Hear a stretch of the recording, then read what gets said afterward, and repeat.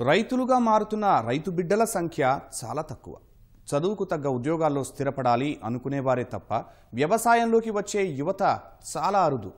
కన్నవారి కష్టాలు తాత్కాలికంగా గట్టెక్కించడానికి అడపాదడపా సహకారం అందిస్తున్నా ప్రకృతి ప్రభుత్వాల నుంచి సహకారం అందక రైతులు పడుతున్న కష్టాలు చూసి ఆ యువకుడు చెలించిపోయాడు.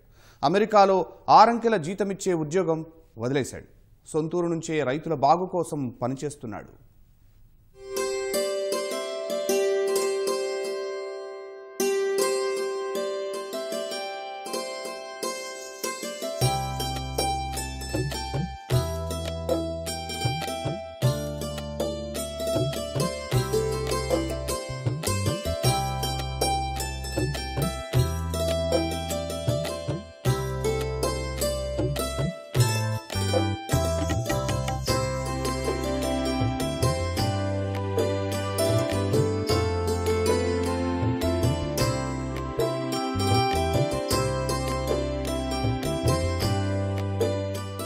ఈ యువకుడి పేరు హనుమంతు వరప్రసాద్. పశ్చిమ గోదావరి జిల్లా కొవ్వూరు మండలం కుమారదేవం గ్రామానికి చెందిన వరప్రసాద్ చదువైపోయాక అమెరికాలో మంచి వేతనంతో సివిల్ ఇంజనీర్గా ఉద్యోగం చేశాడు. కానీ అవన్నీ వదులుకొని రైతులకు అండగా నిలవాలన్న ఉద్దేశంతో భారత్కు వచ్చి రైతు ఉత్పత్తిదారుల సంఘాలు ఏర్పాటు చేశాడు.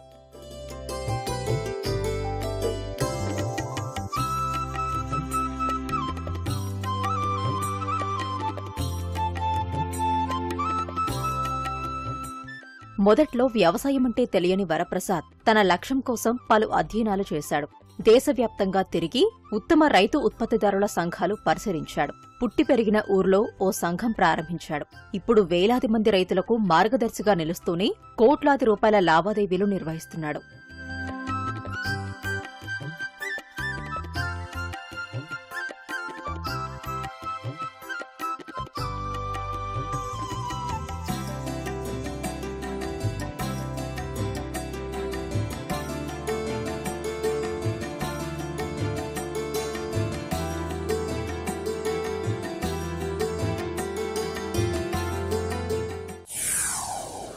కొంతకాలం అమెరికాలో ఉద్యోగం చేయడం జరిగింది. తర్వాత హైదరాబాద్ రావడం, హైదరాబాద్ వచ్చిన తర్వాత వ్యవసాయం మీద ఉన్న ఆసక్తి తగ్గకపోవడం, మళ్ళీ వ్యవసాయం సైడ్ మళ్ళీ రావాలని కోరిక పుట్టడంతో 2018లో పూర్తి స్థాయిలో ఉద్యోగానికి రాజీనామా చేసి సొంత గ్రామానికి రావడం జరిగింది. వచ్చి రాగానే ఏం చేయాలన్న ఆలోచనతో కొద్ది కాలం వ్యవసాయం జరుగుతున్న పరిశోధనల గురించి, కొత్తగా వ్యవసాయంలో రైతుల ఆదాయం పెంచాలంటే ఏం చేయాలో వాటి వివరాల గురించి తెలుసుకుని మొదటి ఎఫ్ఈఓని నేను పుట్టిన మా సొంత గ్రామం కుమారదేవం గ్రామంలో స్టార్ట్ చేసి రైతులకు అవసరమైన ఏ అవసరాలని కూడా ఈ ఎఫ్ఈఓల ద్వారా బలోపేతం చేసి పూర్తి ప్రణాళికను సిద్ధం చేసుకుని దిగాం. మార్కెటింగ్ సదుపాయాలు సహా వ్యవసాయ యంత్రాలు, విత్తనాలు, ఎరువులు తక్కువ ధరకే రైతులకు అందిస్తున్నాయి రైతు ఉత్పత్తిదారుల సంఘాలు. వీటిని రైతులు స్వయంగా నిర్వహించుకునేలా అవగాహన కల్పిస్తున్నాడు వరప్రసాద్. నిర్ణయాక వ్యవహారాలన్నీ అన్నదాతలే చూసుకునేలా కార్యాచరణ రూపొందించాడు.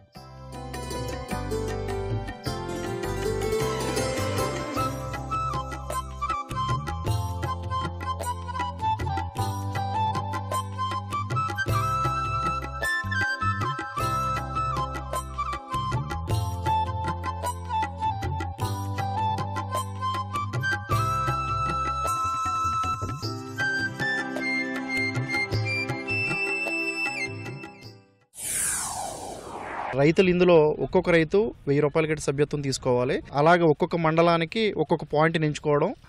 ప్రతి మండలంలో కూడా 10 మంది డైరెక్టర్లు, 1000 మంది సభ్యులు. సుమారు ఈ రోజు వరకు అయితే 7000 మంది రైతుల వరకు ఇందులో సభ్యులుగా జాయిన్ అయ్యారు. రైతులకు అవసరమైన ఎరువులు, పురుగుల మందులు, విత్తనాల షాపులను స్టార్ట్ చేసి వారికి కార్డు ఇవ్వడం జరుగుతుంది. ఏదైతే అవసరాలు ఉన్నాయో అవసరాలు తీర్చే కార్డు కింద తయారు చేయడం జరిగింది. ఏ స్టోర్ దగ్గరికైనా వచ్చి ఈ కార్డుని, సభ్యత్వం కార్డుని చూపిస్తే కనుక వాళ్ళకి ఎరువుల మీద కానీ విత్తనాల మీద కానీ సబ్సిడీ దొరుకుతుంది మా దగ్గర. తాళ్లపూడి, కొవ్వూరు, గోపాలపురం, పోలవరం, చాగల్లు, దేవరపల్లి మండలాల్లో రైతు ఉత్పత్తిదారుల సంఘాలు ఏర్పాటు చేశాడు వరప్రసాద్. ఈ సంఘాల ఆధ్వర్యంలో నడిచే దుకాణాల లావాదేవీల్లో వచ్చే లాభాలు సభ్య రైతులకు చెల్లిస్తాడు.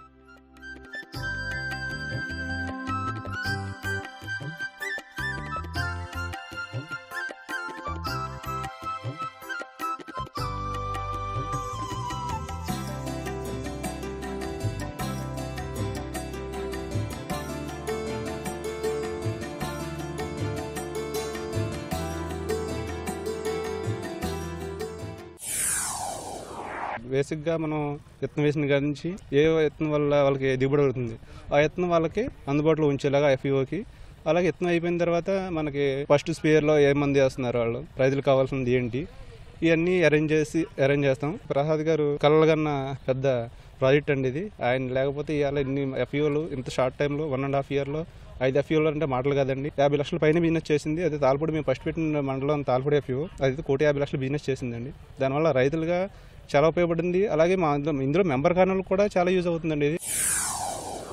ఈ సంఘాల ద్వారా రైతులకు పంట సాగుపై సలహాలు, సూచనలు అందిస్తున్నాడు వరప్రసాద్.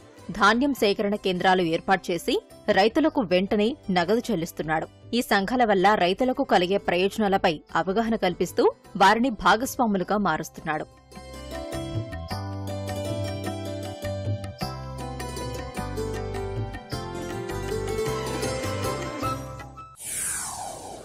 ప్రసాద్ గారు నాకు మామూలుగా క్లాస్మేట్ అండి, నా ఫ్రెండ్ అయిన.